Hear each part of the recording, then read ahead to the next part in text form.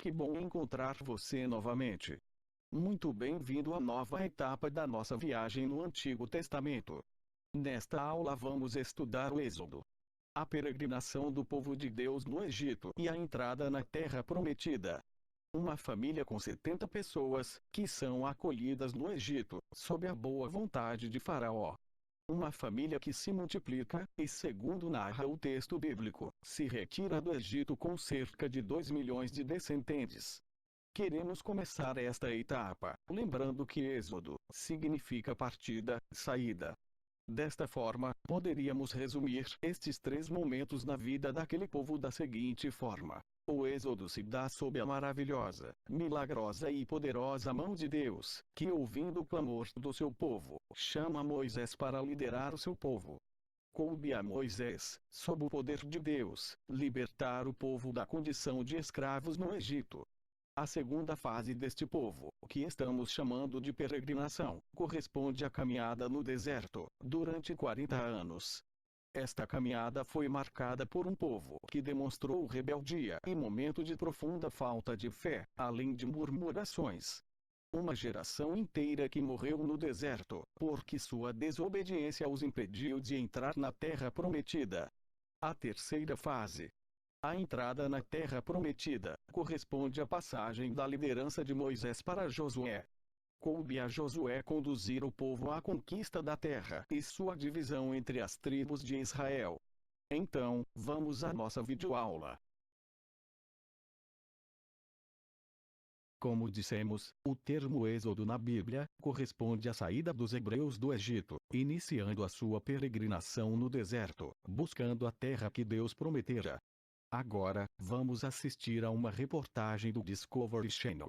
Como cristãos, precisamos ter um olhar tranquilo, independente de como a ciência tenta explicar as realidades bíblicas. O fato que queremos que você entenda é que a própria ciência confirma os eventos existentes. Apesar do documentário tentar explicar os acontecimentos, você vai observar que cada evento é confirmado no documentário, sempre com a voz de conforme está escrito na Bíblia. Verifiquem que o documentário em sua íntegra trabalha baseado em se pode ter havido, é provável. O fato é que como a ciência no documentário trata com acredita-se. Como cristão, reflita sobre o documentário, certo de que a Bíblia é um livro para quem tem fé.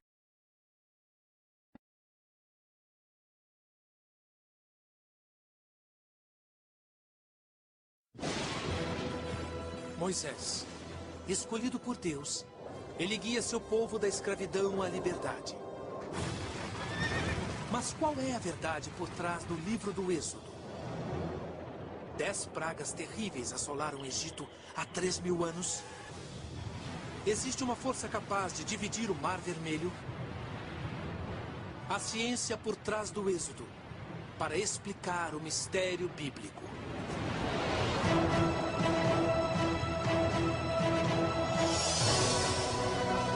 A Bíblia, uma escritura sagrada para bilhões de pessoas, cheia de milagres e mistérios. Novas descobertas tecnológicas sugerem que alguns dos incríveis milagres são baseados em fatos reais. A ciência pode revelar a verdade por trás dos maiores mistérios da Bíblia? A Bíblia, Mistérios Revelados, Êxodo. O livro do Êxodo é uma história de milagres e liberdade. Narra a história de Moisés, que pede ao faraó egípcio que liberte os hebreus escravizados. Após pragas e desastres, o povo hebreu sai para a liberdade. E é quando Deus divide o Mar Vermelho. A história atinge o apogeu com a entrega dos 10 mandamentos, as leis de Deus, no alto da montanha sagrada. Essa saga é a pedra fundamental de 2 das maiores religiões do mundo. A narrativa do Êxodo é o fundamento do judaísmo e do cristianismo. É literalmente a história de perdedores que enfrentam a opressão, livram-se dela e se denominam o povo escolhido. Mas será que essa história é uma lenda religiosa? Ou existe algum indício de que essa narrativa fantástica de milagres e mistérios tenha mesmo acontecido? Há tempos, o Êxodo é considerado uma importante narrativa espiritual, rica em significado religioso, mas impossível de ser provada. Porém, novas descobertas na ciência revelaram indícios surpreendentes de que a história de Moisés e seus milagres incríveis pode estar embasada em fatos históricos e científicos. Qual é a ciência por trás dessas histórias bíblicas de milagres?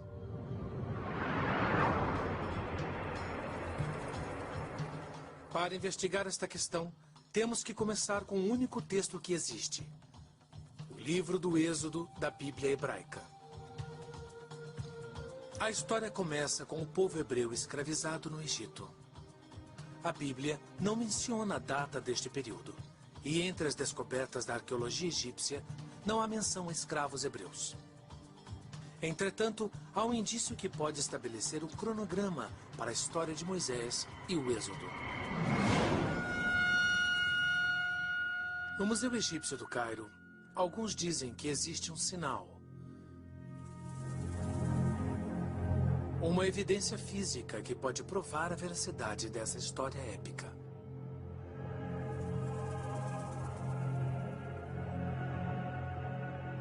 Esta placa de pedra é chamada Estela de Merneptah, uma referência ao faraó que governou o Egito entre 1224 e 1211 a.C. A estela exulta as muitas conquistas do faraó. E na base da placa de 30 centímetros, os hieróglifos trazem uma afirmação surpreendente. Israel está destroçado. Trata-se da primeira menção inquestionável da palavra Israel.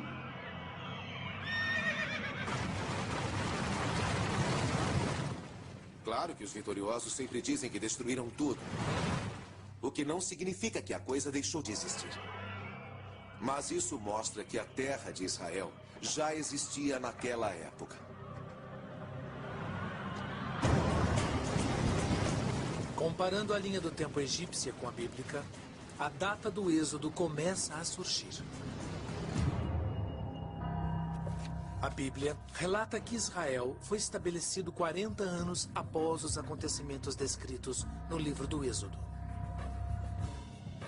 Se a estela estiver correta, então isso demonstra que os hebreus estavam vivendo na Terra Prometida, a terra de Israel, por volta de 1211 a.C. Portanto, o Êxodo deve ter acontecido antes dessa data. Não há outra menção de Israel ou escravos hebreus nos registros egípcios. E a Bíblia não menciona o nome do faraó que governava o Egito no tempo de Moisés. Mas a Bíblia nos diz o que os hebreus estavam fazendo no Egito. E isso pode ser a chave para a descoberta de mais evidências. O livro do Êxodo diz: reconstruíram para o faraó as cidades armazéns de Pitom e Rameses.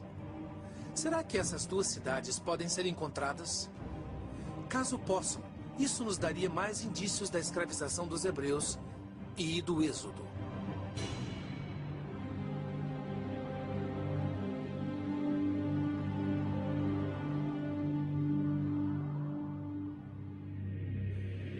Escavações recentes no Egito revelaram o palácio de um faraó com enormes estátuas, onde atualmente fica a cidade de Cantir.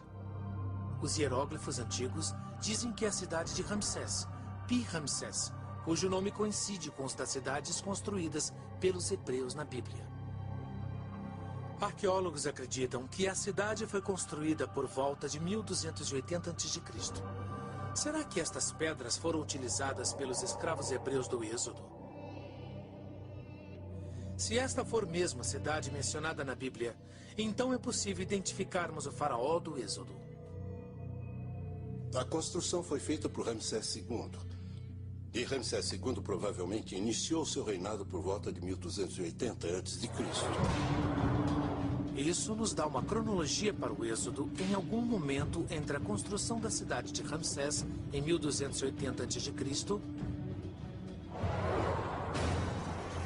E a conquista de Israel pelo faraó Merneptah por volta de 1211 a.C. Durante este período, a Bíblia diz que os egípcios temiam que os escravos hebreus se rebelassem. Por isso, costumavam assassinar todos os filhos homens dos escravos, com uma exceção. Segundo a Bíblia, a mãe de Moisés era hebreia. Para salvar a vida de seu filho, ela colocou a criança num cesto de papiro e o lançou nas águas do rio Nilo.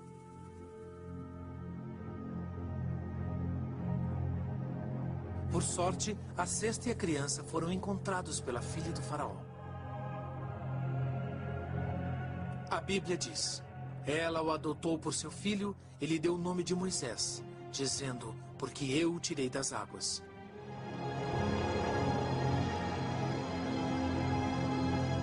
O nome Moisés em hebraico significa retirado, salvo, e reflete o fato de que Moisés foi retirado do berço nos juncos pela filha do faraó. Esse é o motivo do nome. Mas o nome Moisés pode nos dar outra pista para a história, pois Moisés não é um nome hebreu. A palavra como a pronunciamos, Moisés, significa filho de, em egípcio. Tome como exemplo Ramsés, que significa filho do deus do sol, Amon-Ra. Ou Tutmés, filho de Tut, deus da sabedoria. Uma das formas de entender o nome de Moisés é que ele foi batizado como filho de um dos deuses egípcios. Mas assim que passou a acreditar no Deus único de Israel, ele abriu mão desse nome e usou somente Moisés. Quando se tornou adulto, Moisés testemunhou seus irmãos hebreus escravizados pelos egípcios. Segundo a Bíblia, quando Moisés viu um egípcio maltratar e matar um de seus irmãos hebreus, vingou-se e matou o homem. A ação tempestuosa não só mudou sua vida, mas teve influência no destino de todo o seu povo. A Bíblia diz: Moisés fugiu para longe do faraó e se refugiou nas terras de Midian.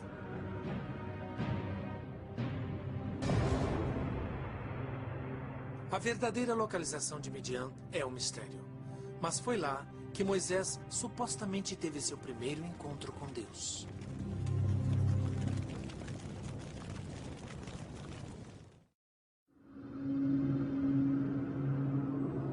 No livro do Êxodo, Moisés deixa o Egito após assassinar um feitor cruel.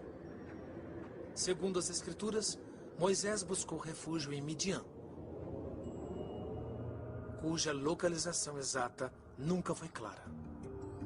Estudiosos costumam localizar Midian em algum ponto da península do Sinai, no Egito. A Bíblia diz que Moisés fez a primeira visita ao sagrado Monte Sinai quando estava exilado. Se o Monte Sinai fica na península do Sinai, então Midian também devia ficar lá. Além disso, a península se estende pelo Golfo de Suez, longe o bastante do Egito, para servir de refúgio para um assassino fugitivo. Mas o professor Colin Humphreys, da Universidade de Cambridge, discorda. Ele acha que Midian não fica onde muitos acreditam. Para isso, se apoia nos grandes exploradores britânicos do século XIX. Se analisarmos todos os exploradores que passaram por lá, como Philby, Sir Richard Burton, todos localizam Midian do lado leste do Golfo de Aqaba. Antigos mapas de rotas comerciais descrevem uma terra chamada Madian, onde fica a Arábia Saudita. Os primeiros escritores cristãos falavam de uma terra chamada Madian, ou Midian, a leste do Mar Vermelho. Sendo um assassino fugitivo, Moisés deve ter viajado quase 500 quilômetros para ir do Egito até Midian. A Bíblia diz: e o Senhor apareceu para ele numa chama de fogo que saía do meio de uma sarça. E Moisés viu que a sarça ardia sem se consumir. A sarça ardente é uma imagem estranha de Deus. Tão estranha e específica que alguns cientistas acreditam que pode ser baseada em fatos. Arbustos não pegam fogo espontaneamente, a não ser em certas regiões. Se houver um duto vulcânico debaixo de um arbusto, aí o gás quente pode subir e o arbusto vai pegar fogo. Dutos vulcânicos são pequenas fissuras acima de áreas vulcanicamente ativas. Eles liberam gases extremamente quentes e inflamáveis, o suficiente para causar a combustão de um arbusto. Na verdade, a Bíblia diz que a sarça queimava, mas não era consumida. E apenas um arbusto na região do Egito se encaixa nessa descrição. Esta é uma acácia. E há um duto vulcânico no chão e gases vulcânicos subindo. E se eles se inflamarem, vão envolver o arbusto. Para testar a teoria, nossa equipe direcionou uma chama de gás propano a uma acácia. A mais de 90 graus, a chama é invisível. E o arbusto queima aparentemente sem motivo. Seu tronco aos poucos se torna carvão. Está queimando, mas não se consome, como na descrição bíblica. Se a sarça ardente foi resultado dos gases liberados por um duto vulcânico, isso ajuda a localizar a misteriosa terra de Midian. Nem o Egito, nem a Península de Sinai são vulcanicamente ativos. Os vulcões mais próximos ficam aqui, nas cadeias montanhosas da Arábia Saudita, na Grande Fossa Africana. Esta pode ser a localização de Midian e da sarça ardente. E a localização é importante, porque Moisés se lembrará dela quando comandar a libertação de seu povo. Quando Deus fala dentro da sarça ardente, diz para Moisés voltar ao Egito e liderar os escravos hebreus para a liberdade. Moisés volta para sua terra de origem, onde procura o faraó e diz: "Deixe meu povo ir." O faraó se recusa e Deus diz: "Enviarei pragas sobre o faraó e sobre o Egito. Só então ele os deixará partir. Ele saberá que eu estendi minha mão sobre o Egito e deixará meu povo sair. 10 pragas: sangue, rãs, mosquitos, moscas, peste, feridas, chuva de pedras, gafanhotos, trevas e a morte dos primogênitos. 10 eventos devastadores que trouxeram horror e morte ao Egito."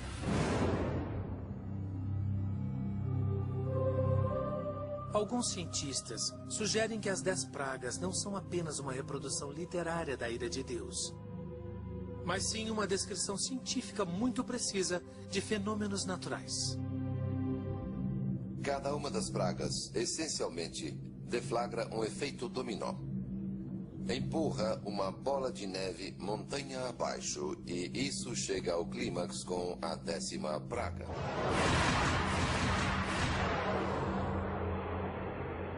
Na Bíblia, as pragas começam com: "E as águas do rio se tornarão sangue."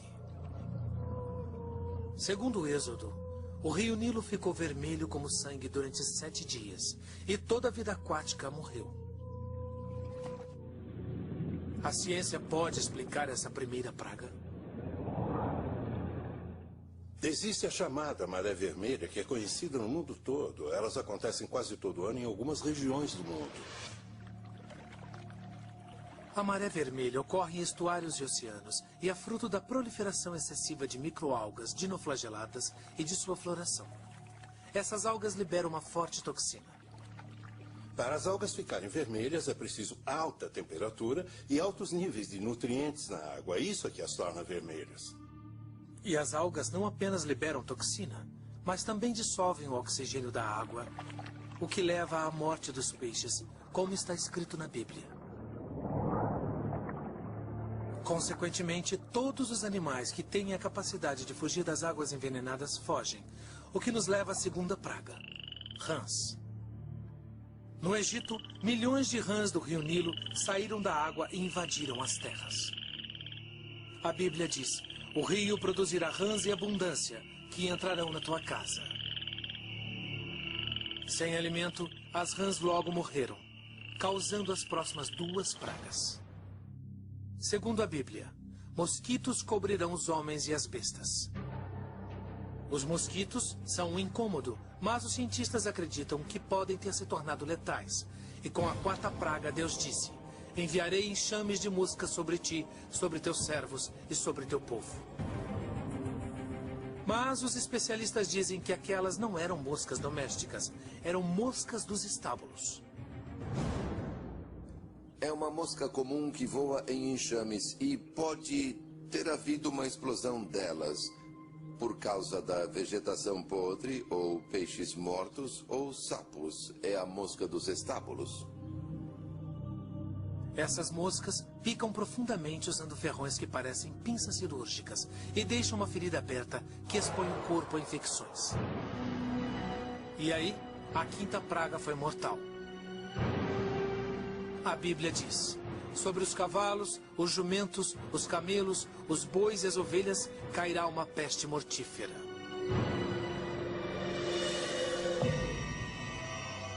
A peste que matou o gado e a criação foi resultado de um vírus patogênico espalhado pela picada dos mosquitos da 2ª praga. É a febre catarral maligna, ou língua azul. Ela tem esse nome porque os pulmões ficam cheios de líquido, os animais não conseguem respirar, suas línguas ficam azuis e eles morrem. Na 6ª praga, os homens também são atingidos por doenças. A Bíblia diz: úlceras e chagas atingirão homens e animais. Chagas, pústulas e feridas purulentas que podem ter sido causadas pelas picadas das moscas dos estábulos.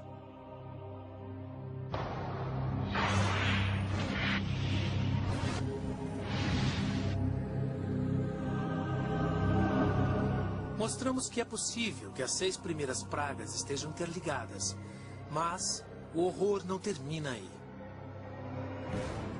As próximas 4 pragas foram ainda piores e trouxeram a escuridão e a morte.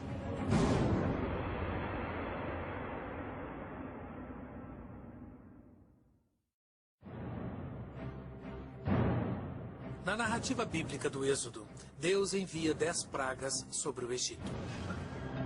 Os cientistas acreditam que essas pragas poderiam ser desastres naturais interligados. Do rio de sangue à praga das chagas. Mas a 7ª praga veio do nada. Uma chuva de granizo de proporções inimagináveis. A Bíblia fala da pior tempestade nas terras do Egito. Embora não sejam comuns no árido norte da África, as chuvas de granizo já eram conhecidas por destruir os campos de trigo e de cevada do Egito. O frio e a umidade repentinos, num clima quente e abafado, criaram um ambiente ideal para a eclosão de ovos de insetos, e isso culminou na 8ª praga. Os gafanhotos. Como fazem até hoje, há 3.000 anos, no Egito, os vorazes gafanhotos do deserto, ou Schistocerca gregária, devoraram tudo o que crescia, levando a fome ao Egito.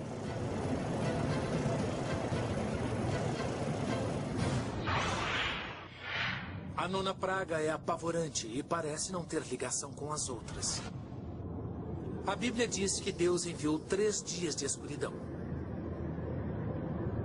Isso foi um sinal da ira de Deus? Um presságio da destruição iminente? Ou existe uma explicação científica? É quase certo que tenha sido um cansim, uma tempestade de areia. No verão, essas tempestades são comuns no Oriente Médio. O cansim, vento seco do deserto, tem ventos de 140 km por hora, levantando areia e poeira suficientes para bloquear o sol. E essas tempestades de areia podem durar 2 ou 3 dias. A Bíblia diz que teria durado 3 dias, resultado da destruição dos campos pelos enxames de gafanhotos. Os campos vazios e o solo devastado produziram areia e poeira que encobriram a luz do sol por 3 dias. E os egípcios ainda tinham mais uma praga pela frente. Pior que todas as anteriores. A 10ª praga, como descrita na Bíblia, é a mais misteriosa. A Bíblia diz: todos os primogênitos do Egito morrerão, desde o primogênito do faraó até os primogênitos dos animais. Como isso pôde acontecer? Terá sido a mão de Deus ou um fenômeno natural?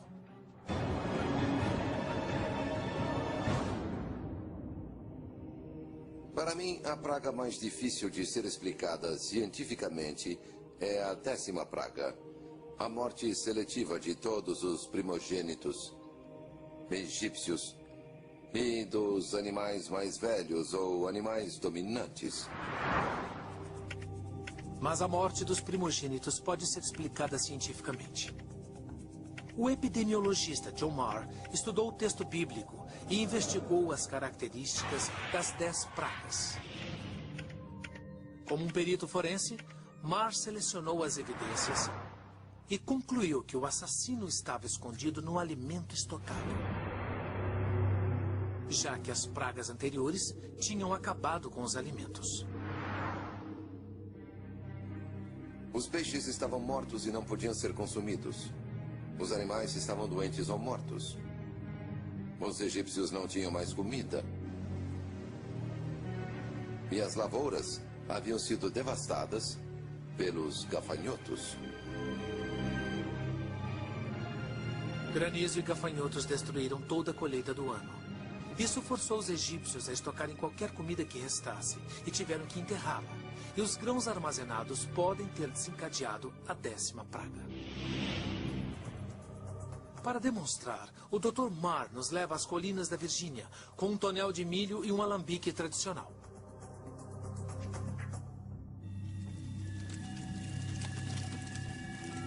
Isto é um alambique usado para fazer aguardente. Faz parte de uma antiga tradição usar levedura, que é um fungo, para transformar milho em álcool. E aqui dentro, o milho está fermentando num ambiente controlado. Ele se transforma em líquido e você tem o bom aguardente da Virgínia. Fazer uso controlado de fungos pode produzir álcool, mas fora de controle, os fungos podem ser mortais. Pode ter sido uma contaminação por fungos dos grãos estocados no subsolo, que estavam contaminados pela água e pelos excrementos dos gafanhotos. Eles foram cobertos com areia escaldante e cozinharam e fermentaram e produziram um veneno muito potente denominado micotoxina. As micotoxinas são fungos microscópicos que proliferam rapidamente e são altamente tóxicos. Muitas micotoxinas podem destruir o sistema imunológico e os órgãos que processam o sangue, que são o fígado e os rins. Até pequenas quantidades podem causar doenças e morte. Os 3 dias de escuridão da 9ª praga devem ter dado tempo suficiente para as micotoxinas se desenvolverem e infectarem somente as camadas superiores dos grãos estocados no subsolo. Se ingeridas ou mesmo inaladas, as micotoxinas podem matar de um dia para o outro.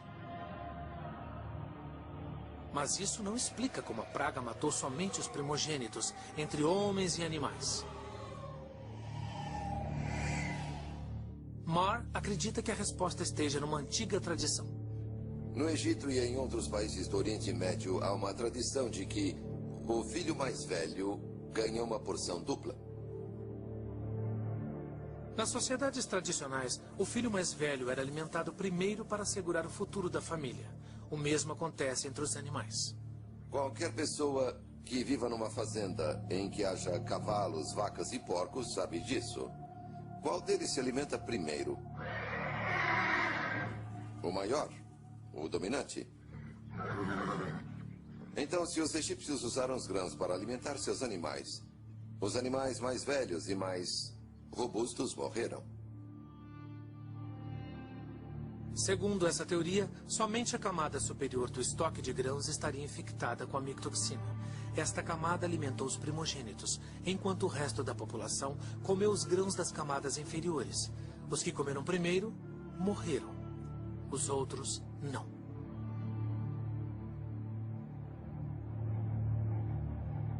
Os escravos hebreus ficavam alojados a quilômetros dos palácios egípcios, na área que a Bíblia chama de Terra de Gesem. Isso foi fundamental para eles sobreviverem às pragas. Desastres localizados, até mesmo estoques de grãos infectados, passaram longe das palhoças dos escravos, distantes das cidades egípcias. As 10 pragas, do rio de sangue à falta de alimentos e mortes nas famílias, devastaram os egípcios. O faraó cedeu diante das súplicas insistentes de Moisés e libertou seu povo. A questão é, que caminho Moisés e o povo de Israel tomaram?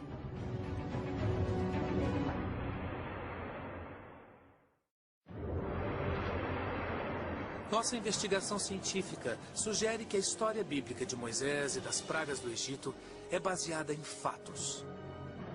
Se isso for verdade, o restante da história também pode ser. Assim, poderemos seguir a trilha de Moisés e encontrar a localização da famosa travessia do Mar Vermelho e também do local mais sagrado da Bíblia, o Sinai, a montanha de Deus, onde Moisés recebeu os 10 mandamentos. Minha rota mostra os israelitas saindo do Egito e entrando na península do Sinai. O Dr. Colin Humphreys e o Dr. Peter Williams, da Universidade de Cambridge, estudaram centenas de mapas antigos em busca desta rota sagrada. Como sabemos, o livro do Êxodo diz que o ponto de partida do Êxodo, que era onde o faraó vivia em seu palácio, foi um local chamado Rameses. Já sabemos que a cidade bíblica de Rameses ficava nas ruínas que os arqueólogos chamam de Cantir. Mas, para descobrir a rota do Êxodo, devemos voltar ao texto bíblico.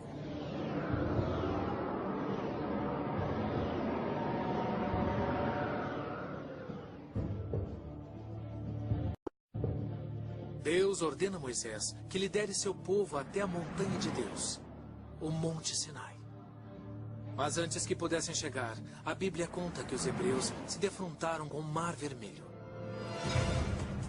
A parte do Mar Vermelho mais próxima da antiga cidade de Rameses fica aqui, perto do atual Canal do Suez. Pela localização, este é considerado o local tradicional do milagre bíblico, pelo qual Moisés dividiu o Mar Vermelho. Mas nossos peritos dizem que 3.000 anos de tradição estão errados. O maior problema que vejo nisso é que, na época, Ramsés II controlava toda a península do Sinai. E aí os hebreus estariam sob controle egípcio. Deus disse para Moisés liderar seu povo para a liberdade, além das fronteiras do Egito. Humphreys acredita que a rota do Êxodo deve ter sido diferente, o que nos dá um outro mapa da Bíblia. Então, se os israelitas queriam sair do Egito, precisariam atravessar a península do Sinai o mais depressa possível. Então, acho que passaram por aqui e foram diretamente para o Golfo de Acaba. Em vez de cruzarem o Mar Vermelho a 80 quilômetros da capital do faraó, Humphreys acredita que Moisés e os hebreus chegaram ao Mar Vermelho em Acaba, 480 quilômetros a leste. Há outro motivo para esta conclusão, com base nas caminhadas que Moisés fazia. A meta de Moisés era chegar à sua antiga terra, onde ouviu a voz de Deus, Midian, onde hoje fica a Arábia Saudita. Mas quando os hebreus chegaram ao litoral, a Bíblia diz que o exército do faraó os alcançou. Então Moisés levantou seu cajado e o Mar Vermelho se dividiu. Mas existe alguma verdade por trás desse incrível efeito especial bíblico? Alguns cientistas acreditam que sim, se as condições certas estivessem presentes. A chave para desvendar esse antigo mistério está na descrição bíblica do evento. O livro do Êxodo diz: Moisés estendeu a mão sobre o mar e o Senhor fez o mar recuar com um forte vento leste que soprou a noite inteira. E fez o mar secar e as águas se dividirem.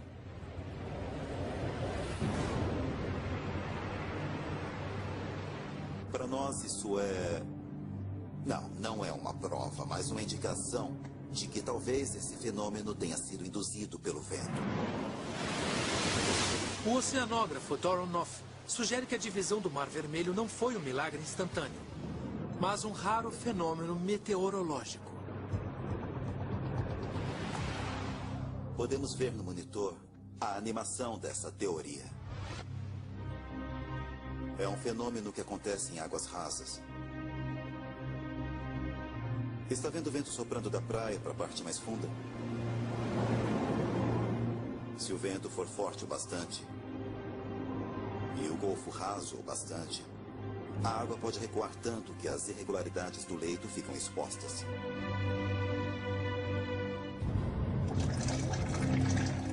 É hora de testar essa teoria do vento. Na Universidade Estadual da Flórida, Noff e sua equipe de técnicos construíram um tanque gigante e o encheram com água salgada, convenientemente tingida de vermelho. Neste experimento em escala reduzida, o vento é gerado por um aspirador de pó industrial. A suposta irregularidade do leito é representada pelo acrílico curvado. Então o vento sopra e podemos ver que empurra a água e expõe essa elevação. Podemos ver que há uma parte do leito quase sem água. Na história, os hebreus cruzaram o Mar Vermelho quando o leito ficou exposto, assim.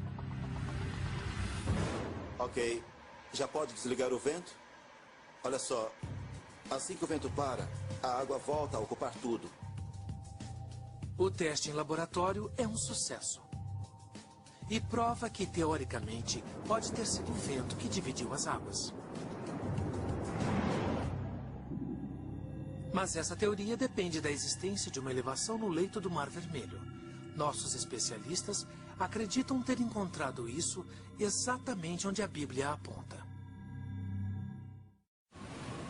Segundo a Bíblia, Moisés dividiu o Mar Vermelho ao meio depois que Deus mandou um vento poderoso que soprou a noite toda. Nosso experimento mostrou que os ventos podem dividir a água para revelar uma elevação submersa. Mas existe essa elevação sob a superfície do Mar Vermelho? Até agora, nossa investigação sugere que Moisés e os hebreus fugiram do Egito, cruzando a península do Sinai e chegando ao Mar Vermelho, onde hoje fica o Golfo de Acaba. Hoje, Acaba é um paraíso turístico, onde as nações de Israel, Jordânia e Egito se encontram. A topografia subaquática não revela irregularidades, mas há 3.000 anos as condições eram diferentes. Sabemos que há 2.000 anos, as águas do Golfo de Acaba avançavam quase 200 metros litoral adentro. E sabemos disso por causa de uma cidade romana chamada Eliá. Segundo registros romanos, era um porto no Golfo de Acaba. E atualmente, Eliá está a quase 200 metros do litoral. Então, na época do Êxodo, há 3.000 anos, o mar devia se estender por mais de 200 metros. Quando a animação de computador redesenha o litoral de Acaba como era 1.250 anos antes de Cristo, boa parte da superfície atual fica submersa. O litoral de hoje pode ter sido, há 3.000 anos, uma área elevada submersa. Se o Mar Vermelho foi dividido, deve ter acontecido aqui. Acho que esse evento deve ter acontecido a uns 300 metros, onde hoje fica o Golfo de Acaba. É um local ideal para esse fenômeno. Mas o Dr. Noff queria ver se sua teoria daria certo num corpo de água de verdade. Agora é hora de subir as apostas e levar o experimento do laboratório para o litoral. No Golfo do México, na costa da Flórida, Doron Noff planejou um experimento único que testará sua teoria do vento em escala maior. Se o experimento der certo, pode provar que o Mar Vermelho foi mesmo dividido como a Bíblia afirma. Estamos no laboratório marinho da Universidade Estadual da Flórida, bem atrás de mim. Tentaremos demonstrar como o Mar Vermelho pode ter sido dividido.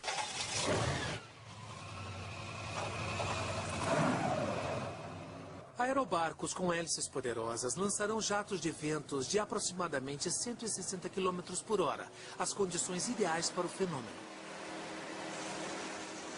O Golfo fornece condições hidrodinâmicas reais como massa, pressão atmosférica e condições da linha costeira, que não podem ser reproduzidas num tanque de acrílico. O aerobarco sopra forte nas águas do Golfo.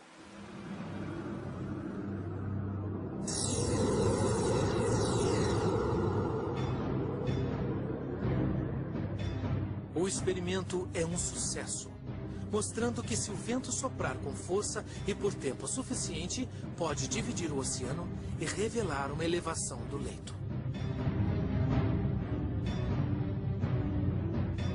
Mas a Bíblia também nos diz que quando o vento parou de soprar, as muralhas de água desabaram e o exército do faraó se afogou. E quando nossa equipe faz o vento parar de soprar, vemos o que pode ter acontecido há 3.000 anos. A água volta. E quando volta, faz isso bem depressa. E a força seria igual a de um caminhão vindo a 60 ou 80 km por hora e atingindo você em cheio. Essa é a força que seria sentida. Foi um teste em pequena escala na Flórida. Não com todo o Mar Vermelho, mas prova que ventos fortes, soprando por tempo suficiente, podem dividir a água e expor parte do leito do mar.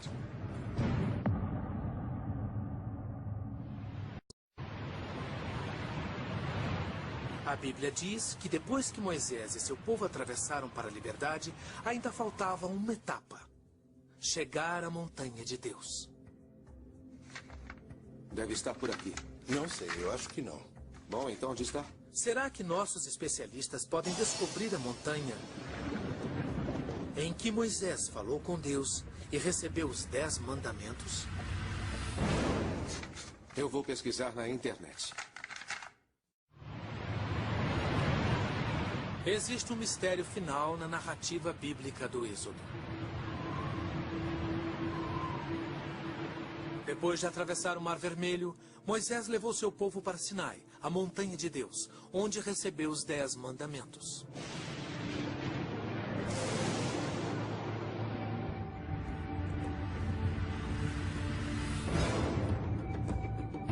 Existe um monte chamado Sinai na península do Sinai. Considerado um monte bíblico desde o século IV d.C., ele recebe milhares de peregrinos todos os anos. Mas, se nossa teoria estiver correta, este pico não pode ser o lugar onde Moisés recebeu as leis. Se o povo escolhido atravessou mesmo o Mar Vermelho em Acaba e não em Suez, o atual monte estaria a 250 quilômetros dos hebreus. Onde fica o verdadeiro Monte Sinai? O livro do Êxodo nos dá uma pista. Quando Moisés e os hebreus seguem as indicações de Deus, e o Senhor ia diante deles, de dia numa coluna de nuvem para mostrar o caminho, e de noite numa coluna de fogo para iluminá-los, para que caminhassem de dia e de noite.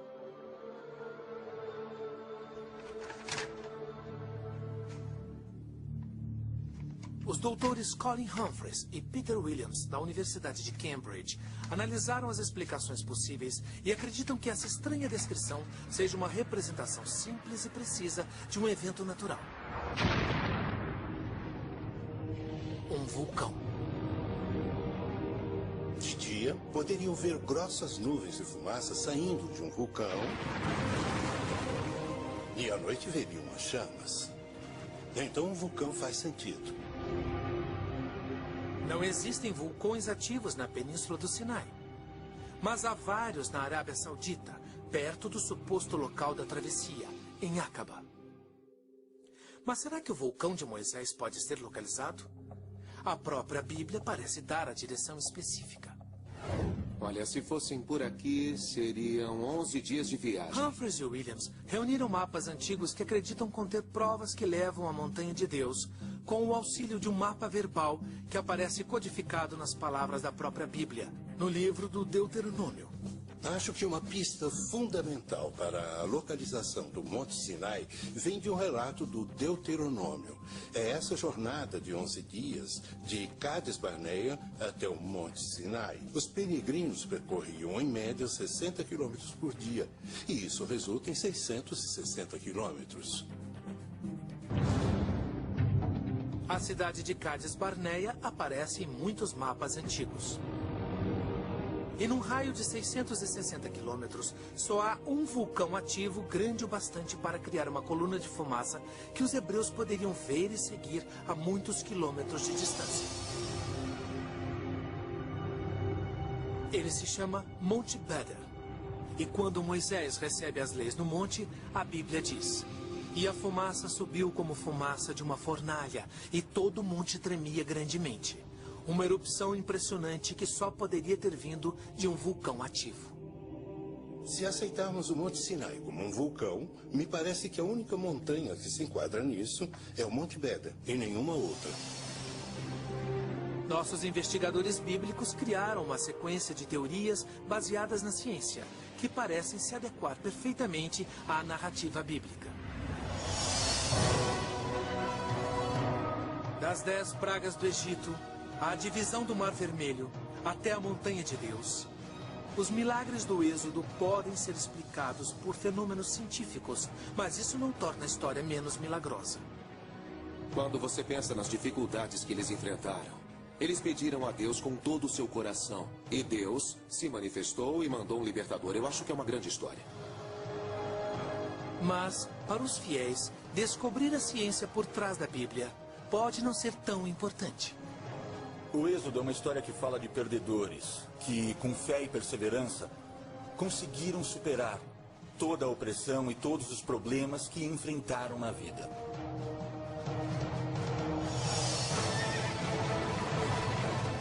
Os milagres do Êxodo contam uma história impressionante. É uma narrativa que continuará sendo contada enquanto as pessoas valorizarem a liberdade e enquanto a humanidade procurar sabedoria na Bíblia. Versão brasileira, Tempo Filmes, São Paulo.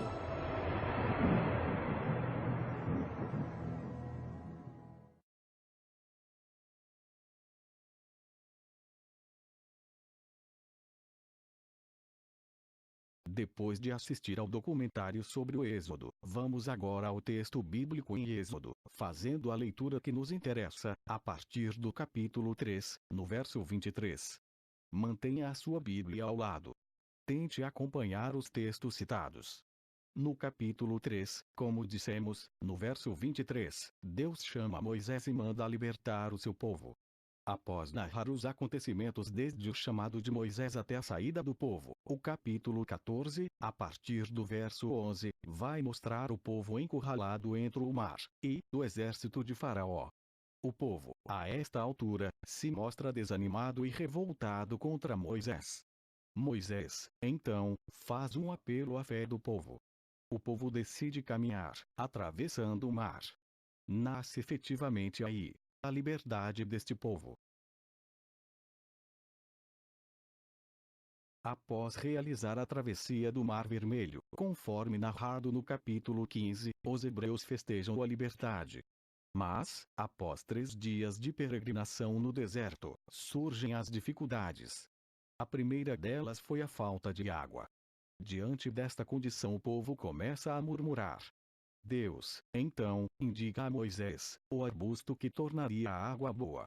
Ainda no capítulo 15, vamos encontrar a chegada do povo a Elim.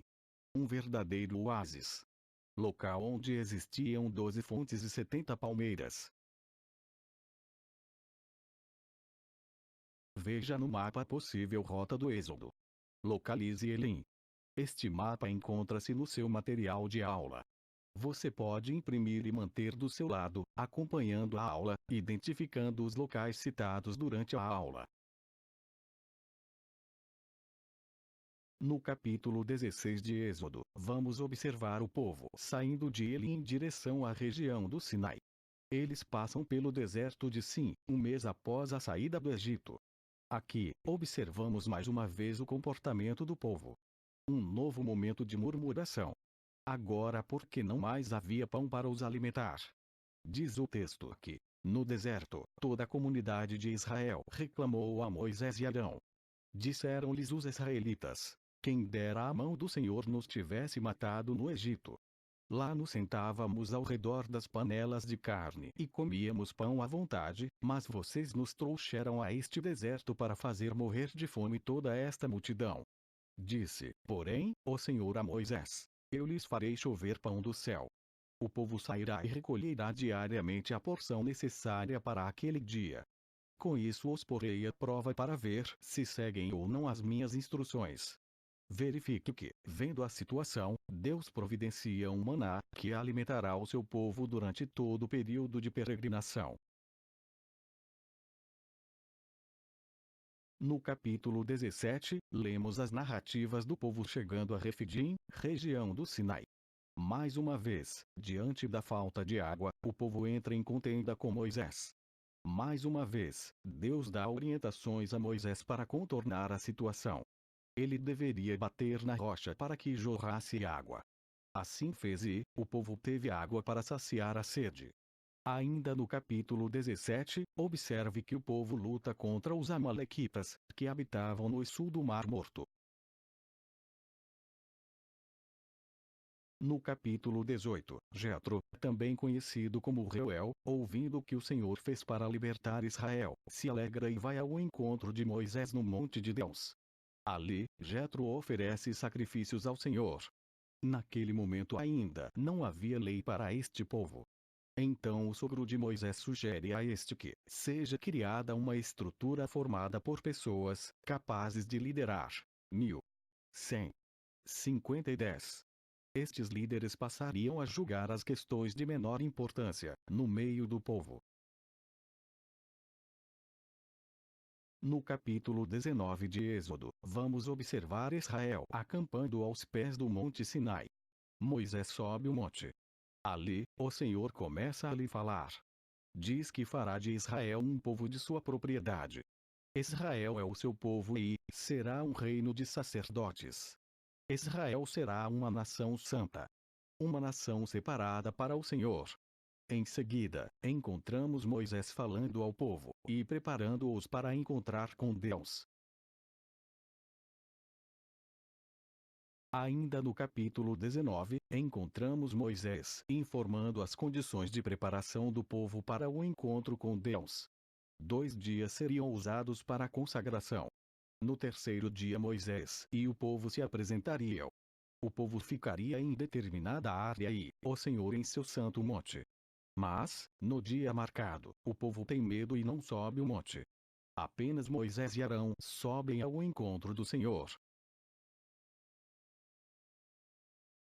No capítulo 20, leremos sobre Moisés recebendo o Decálogo, ou 10 mandamentos. Aqui, vale observar o seguinte: Deus entrega para o seu povo 4 mandamentos para o relacionamento do seu povo com seu Deus e 6 mandamentos que irão reger os relacionamentos entre o seu povo. Este é o Decálogo. Primeiro mandamento: não terás outros deuses além de mim. Segundo mandamento: não terás outros deuses diante de mim. Terceiro mandamento: não tomarás o nome do Senhor teu Deus em vão. Quarto mandamento: lembra-te do dia de sábado, para santificá-lo. Trabalharás 6 dias e neles farás todos os teus trabalhos, mas o 7º dia é o sábado dedicado ao Senhor teu Deus. Nesse dia não farás trabalho algum, nem tu, nem teus filhos ou filhas, nem teus servos ou servas, nem teus animais, nem os estrangeiros que morarem em tuas cidades. Quinto mandamento: honra a teu pai e a tua mãe, para que se prolonguem os teus dias na terra que o Senhor, teu Deus, te dá. Sexto mandamento: não matarás. Sétimo mandamento: não adulterarás.